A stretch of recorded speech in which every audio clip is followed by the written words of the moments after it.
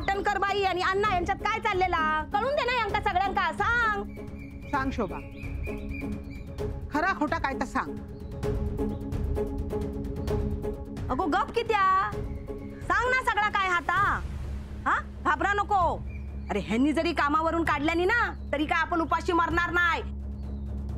मी 4 घरची धुनी भांडी करीन, तुझ्या सासऱ्याक जोताक जुंपीन, तू काळजी करू नको. पण खरा काय ना आता सांग, कळून दे ह्यांका सगळ्यांका. सांग. घे आता आवाज बंद कर. आहे त्याच्या नादाक लागतस. नाही दत्ता, आज काय तर खरा खोटा होऊन जाऊ दे.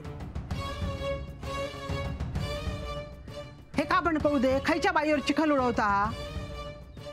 आय तर हवान दे सगळं. तुम्ही चला आज चला.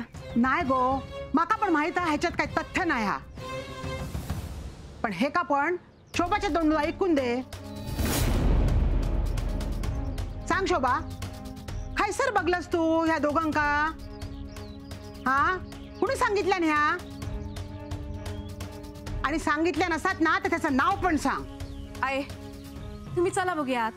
तुका पण ह्यांच्यासारखंच वाटतं काय? हे तसं नाही, पण तुम्ही आज चला बघूया. अहो तुम्ही तरी सांगा नाही का, नको ना तो विषय.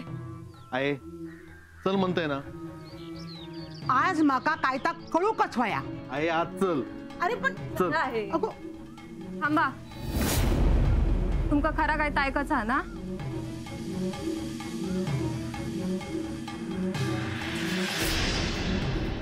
सांग खरा काय ता सांग. ह्यांच्या डोळ्यावर झापडा पडलेली असत ना ती उघडून दी. मी अण्णांका पाटणकरांच्या घराकडे येलेला बघितलंय.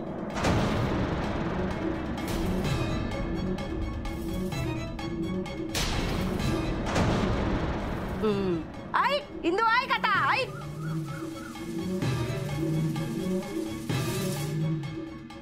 पण समजतं तसं नाही हो.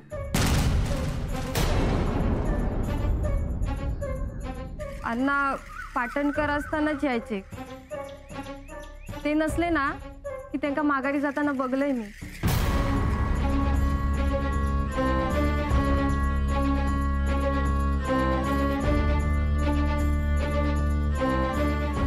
अगो काय सांगतेस या? कुळ लागलेला काय तुका?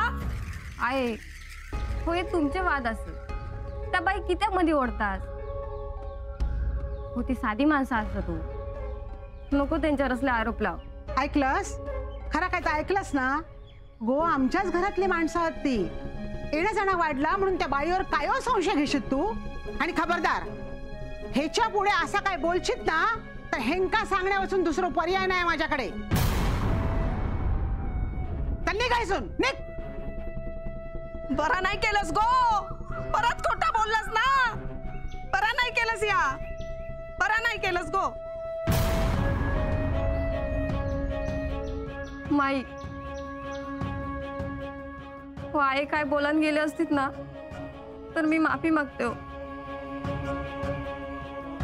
त्यांच्या मनात अजून राग असा तो घालवचा प्रयत्न करतोय मी.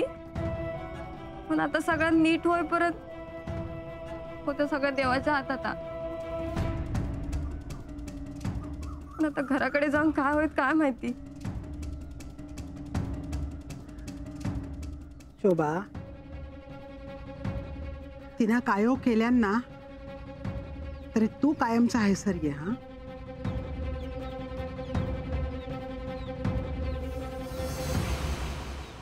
रघु, ज्या मी तुका सांगताय का तुका कळता? अण्णा तू जा माका सांगताय त्याच माका कळता. बाई कधी कळली हा का रे? अरे ती जर कळात तर जगात तो ज्ञानी पुरुष.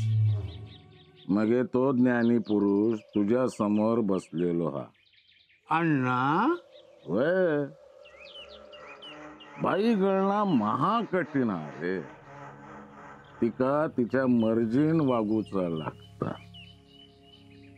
दुखून चालत नाही. तिच्या कलाकलांनी घेतलंस तर बरा, नाहीतर ती बाई तुमका गुडघे टेकवूक लावी. एका पण मन असतं रे. अण्णा या जर इंदू वहिनीनं ऐकल्या तर ढसा ढसा रडतली. याचा कोण बोलता? मग ह्या कोणाच्या बाबतीत काय तरीच म्हटलं साक्षात्कार कसं झालो.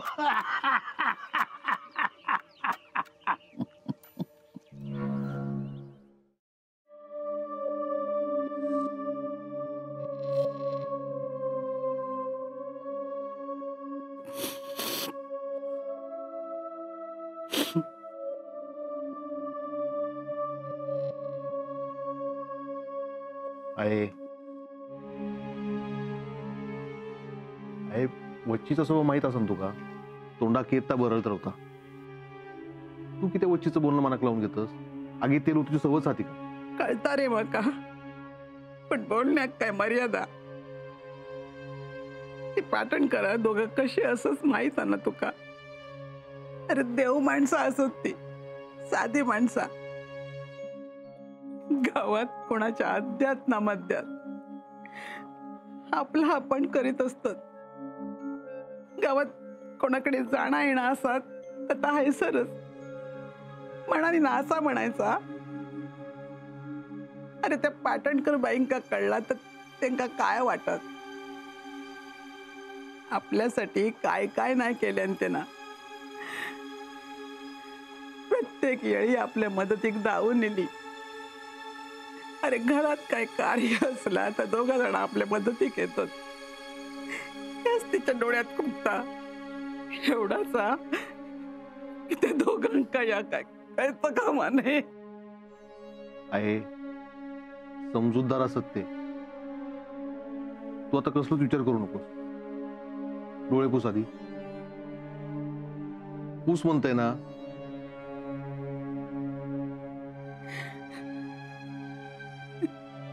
आहे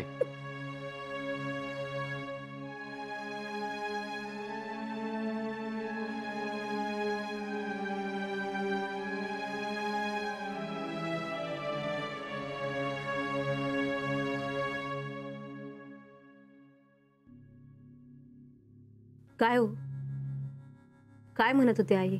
काय नाही, रडत होती. तुम्ही समजावलं असाल. आणखी काय हातात? तिने पण समजून घेतलं नाही असं. होय, आता गपरवली. हा तू पण वच्चीच्या बोलण्याचा विचार करू नको. हा विचार केलो काय आणि नाही केलो काय, पण खरा काय तर बदलत नसताना तरी मला संशय होतोच. आणि प्रत्येक वेळी मी तुमका सांगूचो पण प्रयत्न केले. सरिता, होय, वच्ची खोटा नाही सांगत होती. अगो पण शोभान काय सांगितलं आणि ते ऐकलास ना. प्रत्येकाक आपल्या जीवाची काळजी असता. तेका पण त्याच्या जीवाची काळजी हा. पण पाटणकर बाई स्वार्थ माणसाक खयच्या पायरीपर्यंत घेऊन जायत ना तर त्या माणसाक पण कळत नाही. त्यांना सगळा तिका देतात आणि ती बया घेता. एक दिवस ना सगळा घेऊन जायत तर आपण फक्त बघत राहायचा. सरिता, माझा अजून विश्वास बसत नाही. हा एक दिवस ती बाई या घरात येऊन राहत ना तेव्हा तुमचा विश्वास बसत. सरिता, माझ्यावर आडून तुमचं बापू सुधारणार नाही आणि ती पाटणकर बाई पण. काळजी वाटता ती आईंची आणि त्या भोळ्या बाबड्या पाटणकर साहेबांची. एक दिवस सगळ्यांका सगळं समजत. मग हे त्यांची कोण समजूत काढणार आणि कोण समजून घेणार. जा घ्यायस ना, जा. आई माझा आधी ऐकून तर घेवा. हा, माका ना तुझा काय ऐकूचा नाही. या तोंड घेऊन निघून जायस ना. अगो काय चलवलास काय तुम्ही? हो, तुम्ही गप रवा. तुमका काय माहित नाही ना, मग बाजूक रवा. अगो पण आधी त्याचं ऐकून तर घे. आई अहो काय चालवलास तुम्ही या? हा काय ह्याच्याशी बोलूचा पण नाही आणि ह्याचा तोंड पण बघूचा नाही. आई पण काय चुकीचं केलंय? वाण बंद कर नाहीतर जिभेवर कोलीत ठेवीन. अगो पण काय झालं आता तरी माका सांगशा. आबा हे वाड्यावर दिले होतो. काय गो वच्ची खरा आहे हा? होय गेलेलोय. माधवचा पत्र इलेला ना ता घेऊन गेलेलोय. होय तर ठीक आ, पण पाटणकरणी बद्दल थंय बोलायची काय गरज होती? म्हणजे काय खोटा बोललोय? सांग ना सांग काय खोटा बोललोय? पाटणकर्णीचा नि अन्नाचा प्रकरण तू थैसर येऊन माका सांगितलंस ना आणि थैसर पलटी मारलंस. जा वाड्यावरच राहू जा. तुका थैलो पैसो दिसलो असतात ना. आम्ही काय तर आमचा बघू. आये गप बसा तुम्ही. तुमच्या ना पोटात काही एक रवत नाही. ओ अन्न नाही कसा तो उद्या काय करीत ना सांगता येत नाही. त्यात पाटणकर बाई आणि त्यांचा काय हा ना त्या गावात कोणा माहित नाही हा. आणि पुरा विषय बोलला ना तर आपल्याच मानगुटीवर येईल. जसं मिळता तसं घेऊया ना. कोंबडी कित्याक मारतास? हा बघितला असता गो पण माका किती तोंडावर पाडलंस थैसर. माका ना त्यावेळी जा सुचलं ना ता केलंय मी. अगो पण तुमका दोघींका काय करूचा? तो अण्णा काय तर बघित ना तुम्ही किती मध्ये पडतास. कित्या म्हणजे हा या अन्नाक एक दिवस रस्त्यावर नाही आणलंय तर बघा आणि ह्या सगळ्या त्याच्याच तोंडून नाही वधवून घेतलंय तर वच्ची नाव नाही लावणार. ता हिंदू माझो घो करता ना नाही त्याच्या घोवाचा ह्या नवा थार त्याच्या समोर आणून ठेवीन तर कशाक वया.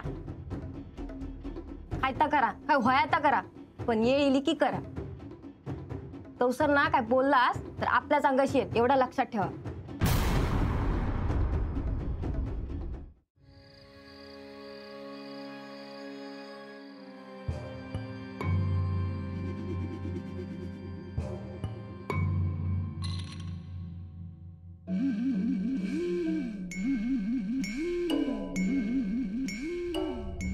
हो एका बाईक बदनाम करू कायच वाटणार नाही तुका. हो हिंदू तुका कळणार नाही ती बाई कशी हाती. तुझ्या माझ्यासारखंच असा ना संसार हा तिचो या क्वारा पदरात. ताच मी म्हणतोय अगो पदरात पॉर असताना ही सगळी थेरा चाललेली असत. एक दिवस अण्णा त्या काय ह्या घरात तुझी सबत म्हणून घेऊन येईल बघ.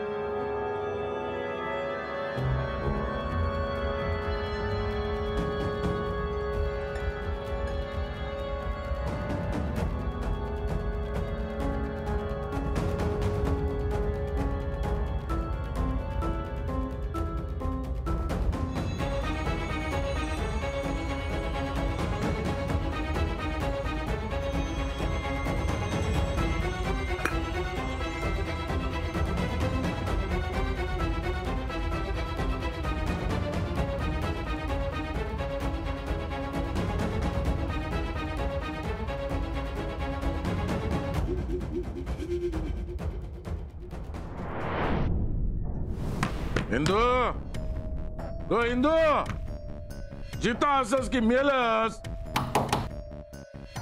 हिंदू दत्ता हिंदू दत्ता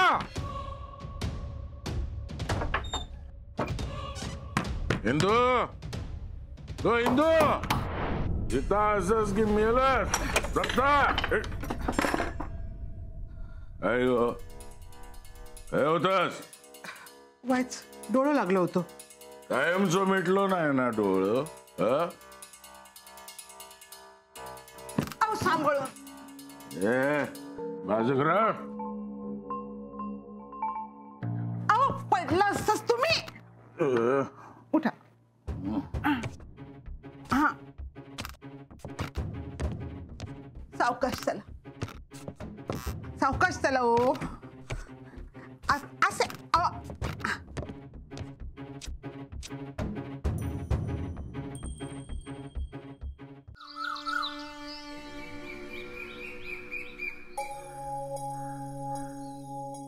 आहे चाय दी. बस देत आहे. हा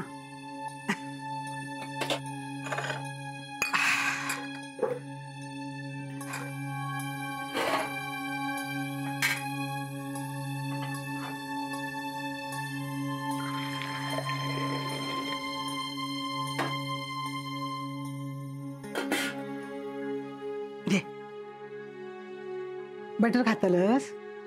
नाही नको. अरे खा रे. अरे एकदा कामाक जुंपलंस ना की खाऊची पिऊची शुद्ध नसता रे तुका. निस्ता आपला राबायचा. बरा सरिताची तब्येत बरी असा ना? होय.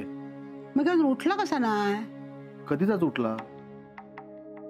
सगळं आवरल्यान मग माका उठवल्या. मग गेला खय? सकाळपासून दिसलाच नाही. काय असा मग? हे बाय खय गेला?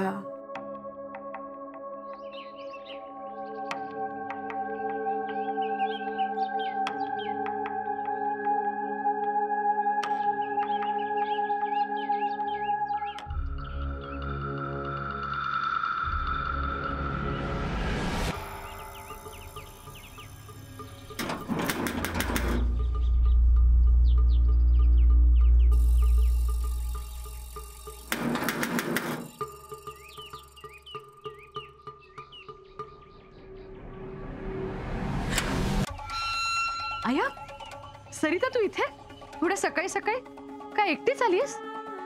दत्ता कुठे आहे? काही काम होतं का? हे भैया असं असतं माझं की नाही आती. या घराचो उमरो ओलांडूची अजिबात इच्छा नाही माझी.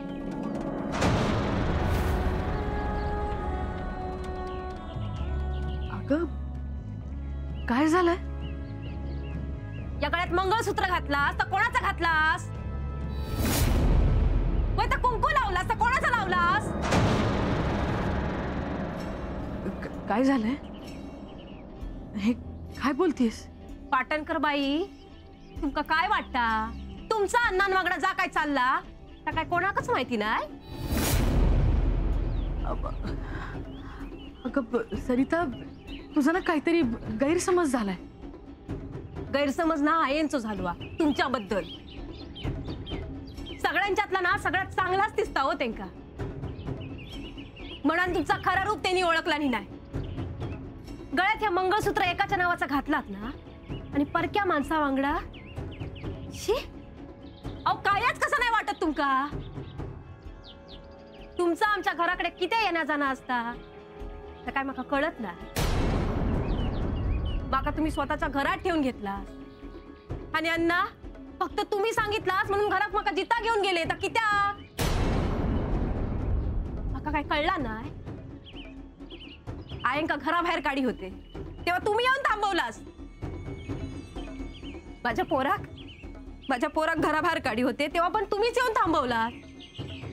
खयच्या हक्कान थांबवलात?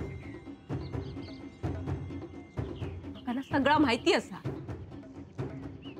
पण आयंका तुमचं मोठेपणा वाटता. अहो कौतुक करतात तुमचा. ते का काय माहिती की तुम्ही कसे असा. अण्णा आई बरोबर कसेही वागले काय हो बोलले ना तरी सगळं सहन करतात.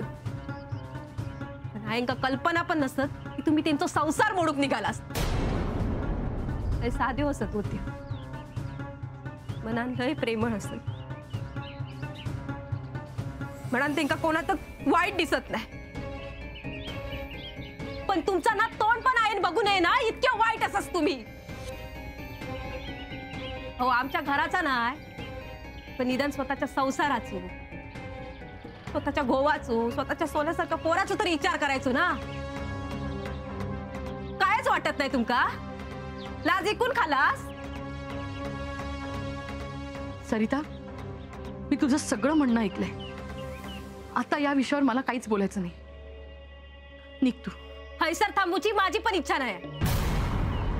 पण आयंका जर कळला आणि त्यांचा काय झाला ना तर मी घाबरवचंय नाही. माझी सासू माका माझ्या आवशी सारखी असते. त्यांच्या डोळ्यातल्या प्रत्येक थेंबाचा हिशोब घे ना मी.